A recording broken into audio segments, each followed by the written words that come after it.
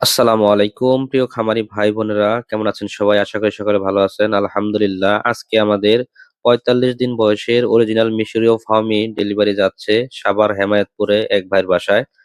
ভাই দেশের বাইরে থাকে। ভাই খুবই অনুরোধ করেছে আমাদেরকে যেন আমরা মুরগিগুলা নিজে গিয়ে ওনার বাসায় দিয়ে আসি।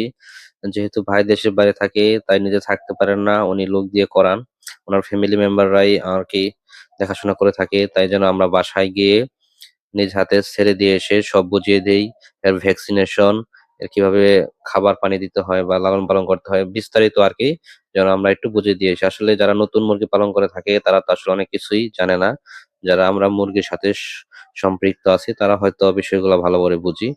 যাই হোক, আমরা বাচ্চাগুলা গাড়িতে লোড করে নিয়ে ওনার বাসার উদ্দেশ্যে রওনা দিলাম।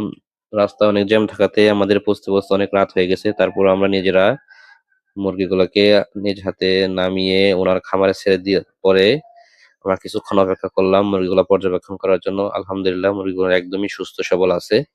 এরা ছেড়ে দেওয়ার পরপরই পানি আর খাবার খাচ্ছে, যেহেতু দীর্ঘক্ষণ এরা না খেয়েছিল, প্রায় ৫-৬ ঘন্টার মতো।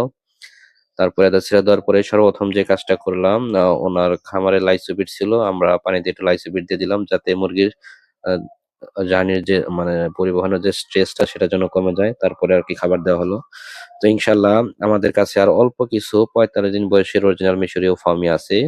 যাদের এই বয়সের অরিজিনাল মিশরীয় ফার্মি প্রয়োজন তারা চাইলে আমাদের সাথে সরাসরি যোগাযোগ করতে পারেন। আমাদের ঠিকানা টাঙ্গাইল ঘাট।